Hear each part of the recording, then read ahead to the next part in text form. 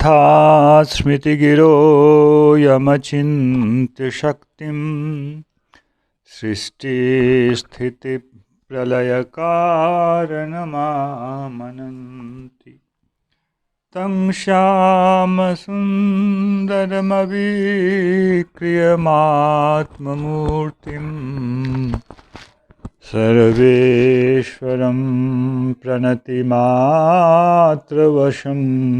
भजामः। अज्ञाननिरधिरुपैति यया विशोषं भक्तिः परापि भजते परिपोषमुच्चैः तत्त्वं परं स्फुरति दुर्गममप्यजस्रं साद्गुण्यभृत्स्वरचितां प्रणमामि गीतां। नारायणं नमस्कृत्य नरं चैव नरोत्तमं देवीं सरस्वतीं व्यासं ततो जयमुदीरयेत्। हरे कृष्ण कृष्ण कृष्ण हरे हरे, हरे राम राम राम हरे हरे। गीता मंजरी का यह 250वां अंक है। विगत अंक में हम लोगों ने नवम अध्याय के श्लोक संख्या 5 के अंतर्गत यह श्रवण किया कि किस प्रकार भगवान अपने संकल्प के द्वारा ही भूतों का पालन करते हैं। भूतों का पालन करने पर भी वे भूतों में अवस्थित नहीं, अवस्थित का मतलब यहाँ है वे उनसे लिप्त नहीं हैं। विद्यमानता उनकी सर्वत्र है, किंतु जिस प्रकार जीवात्मा प्रकृति में स्थित है, जीवात्मा प्रकृति में स्थित होने के कारण प्रकृति के द्वारा बद्ध है। केवल सत्ता का होना नहीं, स्थित होना का मतलब उसके द्वारा प्रभावित रहना। किंतु भगवान प्रकृति में स्थित होकर के भी, जीव में स्थित होकर के भी, भूतों में स्थित होकर के भी उसमें स्थित नहीं हैं, ऐसा भगवान ने कहा। जीवात्मा प्रकृति में स्थित होकर प्रकृति के प्रभाव से प्रकृति से संबंधित गुणों का भोग करता है। इस चीज़ को 13वें अध्याय में किसी संस्करण के अनुसार 21वां और किसी संस्करण के हिसाब से 22वें श्लोक में भगवान ने कहा है, पुरुषः प्रकृतिस्थो ही भुंक्ते प्रकृतिजान गुणान कारणम गुणसंगोष्य सदसद्योनि जन्मसु।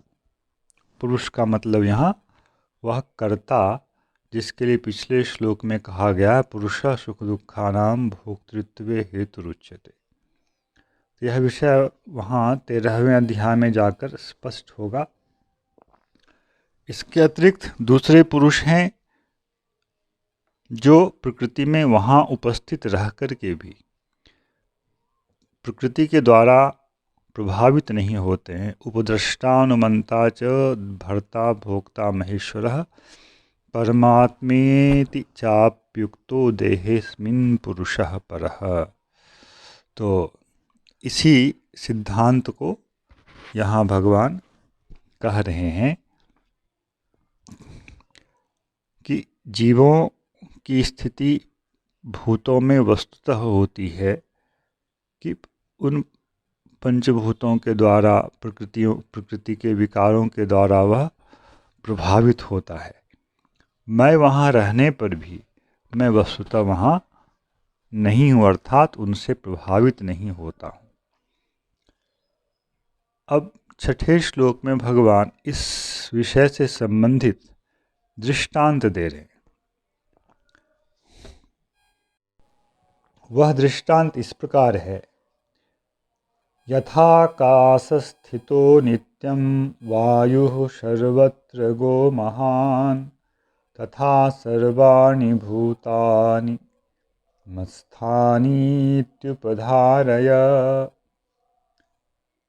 आकाश में स्थित, नित्य ही आकाश में स्थित रहने वाला वायु जो सर्वत्र गमन करने वाला है और महान है, उसी प्रकार तथा सर्वाणि भूतानि मत्स्थानि, सभी भूत मुझ पर हैं, इति उपधारय, ऐसा तुम अपनी बुद्धि में धारण करो। आकाश में वायु है, तो आकाश का वायु के साथ कोई लेप नहीं होता है। वायु अपना कोई भी चिन्ह आकाश में नहीं अर्पित कर सकता है। जीवात्मा में प्रकृति अपना चिन्ह अर्पित कर देती है कि वह प्रकृति के गुणों के प्रति आसक्त हो जाता है, किंतु प्रकृति परमात्मा के ऊपर किसी भी प्रकार का प्रभाव अर्पित नहीं कर सकती है। इसलिए परमात्मा सर्वदा प्रकृति में रह कर के भी प्रकृति से निर्लिप्त रहते हैं। यही भगवान यहाँ कह रहे हैं कि आकाश, नित्य ही आकाश में रहने वाला वायु, नित्यता का भाव यहाँ इस रूप में भी ग्रहण करना चाहिए जिस प्रकार वायु की सत्ता आकाश की सत्ता से स्वतंत्र नहीं रह सकती, उसे आकाश पर ही निर्भर रहना पड़ेगा। उसी प्रकार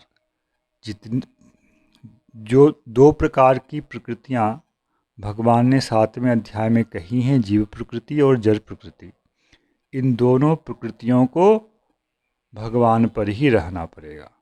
भगवान आकाश स्थानीय है और जीव प्रकृति और जरा प्रकृति जो है ये वायु स्थानीय है। अगले श्लोक में भगवान कह रहे हैं, सर्वभूतानि कौन्तेय प्रकृतिं यान्ति मामिकाम् कल्पक्षये पुनस्तानि कल्पादो विसृजाम्यहम्। सभी भूत कल्पक्षय मामिकाम प्रकृतिम यान्ति, जिस समय प्रलय होता है, कल्प का सामान्य अर्थ ब्रह्मा जी का एक दिन वाला जो प्रलय है वह भी एक खंड प्रलय है।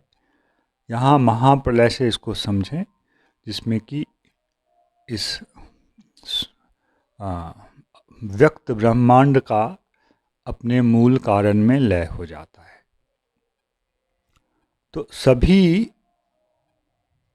सभी भूत कल्पक्षय के समय, कल्पक्षय होने पर मेरी प्रकृति को प्राप्त होते हैं, अर्थात प्रकृति के विकार रूप जो यह ब्रह्मांड है, यह ब्रह्मांड अपने कारण वाली अवस्था में आ जाता है, अपनी कारण वाली अवस्था में आ जाता है।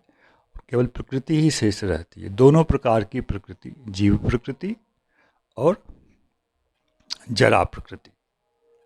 पुनस्तानि कल्पादो विसृजाम्यहम्, और पुनः जब नए कल्प का समय आता है तो मैं उसका सृजन करता हूँ।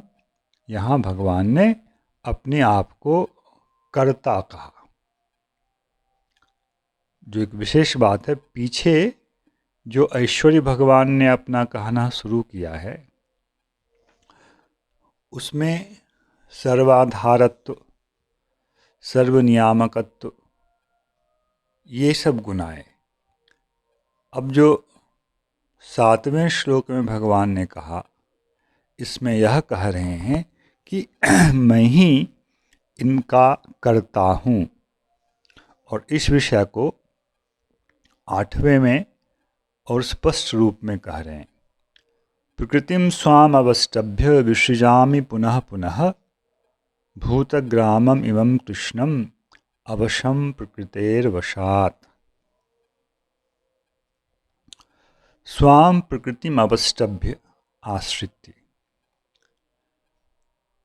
अपनी ही प्रकृति का आश्रय लेकर मैं पुनः पुनः इस जगत का या भूतग्रामम इमं कृष्णम, समस्त भूत समूह का जड़भूत हो जीवभूत हो, मैं विशेष रूप से सृजन करता हूँ, जो क्या है, प्रकृति के वशीभूत होने के कारण अवश्य है। अब प्रकृति के वशीभूत होने का जब भाव आता है तो यह मुख्य रूप से जीवात्मा पर ही घटित होता है। जरा प्रकृति का विकार जो है उसको जरा प्रकृति के वशीभूत ऐसा व्यवहार वेदांत में नहीं चलता है। तो यहाँ भूतग्राम शुरू से ही देखें तो गीता शास्त्र में प्रायः जहाँ भूत शब्द आया है, सर्वभूत, उसका मुख्यार्थ हमेशा जीवात्मा ही है। दूसरे अध्याय से आप लोग इसका संग्रह करके देखें, कहीं कहीं भूत का अर्थ पंचभूत भी है या प्रकृति भूत भी है।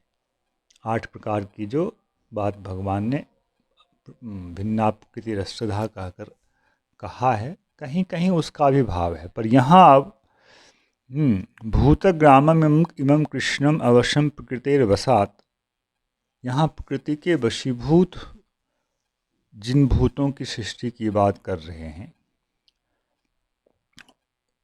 वे जीवात्मा श्रेणी के ही हैं। तो इसका अर्थ यह भी हुआ, जीवात्मा प्रकृति के वशीभूत होने के योग्य है। वह प्रकृति से स्वतंत्र भी एक तत्व है। जीवात्मा प्रकृति से भिन्न है, प्रकृति के वशीभूत होने के योग्य है, किंतु परमात्मा प्रकृति को अधीन कर उस प्रकृति के माध्यम से समस्त भूतों का पुनः सृजन करते हैं, अर्थात उनके पिछले कर्मफल के अनुसार, पिछली वासनाओं के अनुसार उन्हें विभिन्न प्रकार के शरीरों के साथ संयुक्त करते हैं। यही है जीवात्मा के पक्ष में सृजन। जीवात्मा का सृजन नहीं होता है। इस संसार में जीवात्मा की जैसी स्थिति होती है सुख दुख भोग करने के लिए कर्मों के आधार पर, वही जीवात्मा के पक्ष में सृजन कहलाता है। अन्यथा जीवात्मा अपने स्वरूप से नित्य है। तो यदि आप सृजन करते हैं तो आपको श्रम होता होगा। सामान्य रूप से जो कोई भी सृजन का कार्य करता है उन्हें परिश्रम होता है। इस प्रकार की भावना यदि कोई करे, और प्रायः कर्ता किसी भी क्रिया को करने वाला कर्ता उस कर्म से बंधता है, जैसा जीवात्मा के विषय में कहा गया है। तो इन दो चीज़ों को हटाने के लिए, निराकृत करने के लिए भगवान आगे कह रहे हैं, न च मां तानि कर्माणि निबध्नन्ति धनंजय उदासीन वदासीन मशक्तं तेषु कर्मसु। न च मां तानि कर्माणि निबध्नन्ति। धनंजय, मैं सृजन भी कर रहा हूँ, संहार भी कर रहा हूँ और पालन भी कर रहा हूँ। भूतभृत जब भगवान ने कहा तो उसमें भरण पोषण शब्द भी आया। उसका अर्थ है पालन। कैसे? तो ममात्मा भूत भावना, मेरे संकल्प के द्वारा ही, मेरा संकल्प ही, मेरा मन ही उसका पालन कर लेता है। मुझे कोई परिश्रम अंगों के द्वारा उसके लिए सृजन करने के लिए कुछ करने की आवश्यकता नहीं होती है। और ये कर्म सृजन, पालन और संहार, ये तीनों कर्म जो हैं ये मुझे नहीं बांधते हैं। नहीं बांधने के पीछे जो मुख्य हेतु है वह यह है कि वे प्रकृति के स्वामी हैं, नियंता हैं। प्रकृति बांधती है किसे? जो प्रकृति के वशीभूत होने के योग्य है। कर्म भी प्रकृति का ही एक विकार है। अविद्या कर्म संगान्या तृतीया प्रकृतिरिष्यते, ये विष्णु पुराण का वचन है। तो भगवान कह रहे हैं मुझे ये कर्म बंधन में नहीं डालते हैं, नहीं बांधते हैं। इसके पीछे जो विज्ञान है उसको कह रहे हैं उदासीनवद आसीनम असक्तम तेषु कर्मसु। वे जो कर्म हैं सृजन, पालन और संहरण, ये जो कर्म हैं इन कर्मों में मैं उदासीन की भांति बैठा हुआ हूँ। क्यों? क्योंकि कर्म से मेरा कोई प्रयोजन नहीं है। जीवों के प्रयोजन के लिए मैं सृजन, पालन और संहार करता हूँ। मेरा इसमें कोई प्रयोजन नहीं है, इसलिए मैं क्या हूँ? उदासीन की भांति हूँ। उदासीन की भांति मैं इन कर्मों में अवस्थित हूँ, असक्त हूँ। कर्मयोग का जो विज्ञान और कर्मयोग की ऊपर की अवस्था जो ज्ञान योग है, उसके विज्ञान के अंतर्गत अकर्तापन का भाव होना यह मुख्य स्तंभ रहा है। कर्म करने के पीछे मुझे फल नहीं चाहिए, फल का समर्पण। इस दशा से आरंभ कर जब चित्त की और शुद्धि होती है तब कर्तापन का भी त्याग हो जाता है। फिर वह उदासीन की भांति अनासक्त होकर उस कर्म में प्रवृत्त होता है। यही कर्मयोग का विज्ञान है। और जो इस प्रकार से कर्म करता है वह कर्म उसे नहीं बांधता है। इसको आप लोगों ने बहुत बार श्रवण पीछे किया है। वही विज्ञान भगवान अपने ऊपर भी लगा रहे हैं। मैं करता नहीं हूँ, अर्थात कर्तृत्व मुझ में नहीं है, यह भगवान ने नहीं कहा है। कर्तृत्व तो मुझ में है, स्वाभाविक है, स्वरूपानुबंधी कर्तृत्व है,